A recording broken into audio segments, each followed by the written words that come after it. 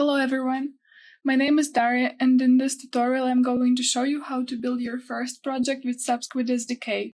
Subsquid is a Web3 indexing protocol that allows you to easily access and index blockchain data from multiple chains. So this video is going to be a tutorial on how to get started and index your first transactions using Squid SDK. First, let's make sure that we have all of the prerequisites for this project installed.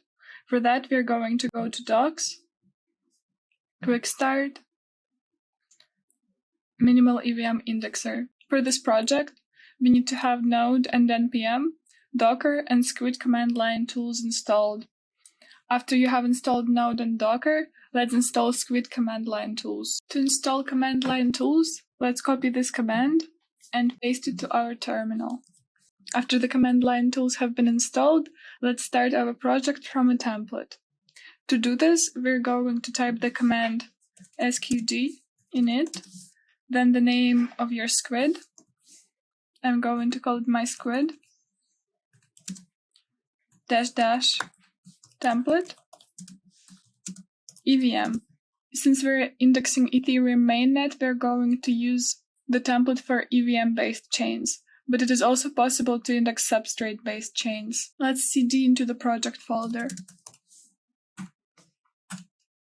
Now let's run npm CI to install the dependencies. After the dependencies have been installed, we can open our project in VS Code. Let's take a look around the project folder. First, let's open schema GraphQL file. Here we define our data entities for the GraphQL API. In this project, we're indexing burn transactions to the zero address. So we define the burn entity. It is going to have a unique ID, block number, address, transaction value, and transaction hash. After we have defined our schema, we can run sqd codegen command to generate the typings from our schema. Now let's open the source folder.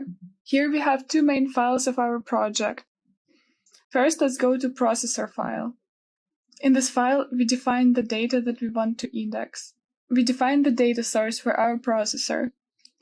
In this case, we want to use ETH mainnet archive, and we also set the RPC because we want to index unfinalized blocks as well. We set finality confirmation to 75, so we consider block final after 75 confirmations. Next, we set the fields for our transaction. We want to see where the transaction came from, the value of the transaction, and the hash. But you can also set other fields as well, such as to address. We set the block range from 6 million, so that we don't start from the zeros block. But if you don't specify this attribute, you will start from the very beginning. And finally, we specify that we only want to index the transactions to the zero address. In this case, we choose transactions by the address they are sent to, but it is also possible to index the transactions only from a particular address, or also by signature hash.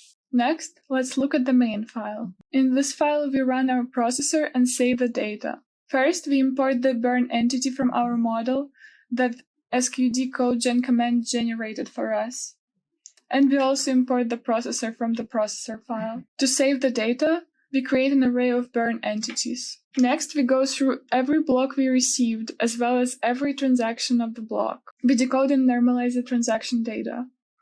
In this case, we create a new burn entity with the following attributes. For ID, we use transaction ID. For block, we get the block height. Next, we get the address from transaction.from field, the value from transaction.value, and the hash from transaction.hash. And we push it to our burns array.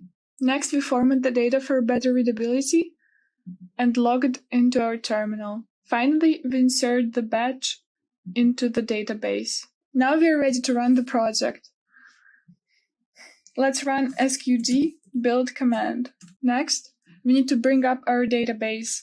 Make sure that Docker is running and run sqd up command. The database have started, so now we need to generate a new migration. For that, let's run sqd migration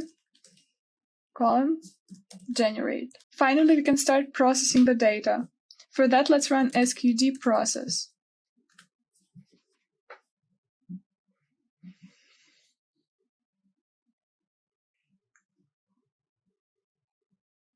We can see that the processor had started and is logging the data into the terminal. But it is also possible to receive the data from a GraphQL endpoint. Let's open a second terminal and run sqd serve. This will bring up a GraphQL endpoint on the port 4350. We can go to localhost 4350 GraphQL to check it out. Let's say that we want to see the burn transactions by address. For that, we can choose address. Since in our schema we have also defined block, hash, value, and ID, we can see all of those fields as well.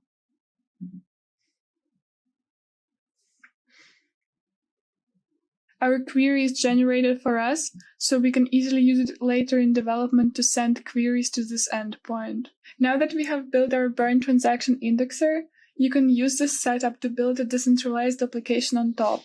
For example, you can visualize all of the burn transactions with the graph using this endpoint.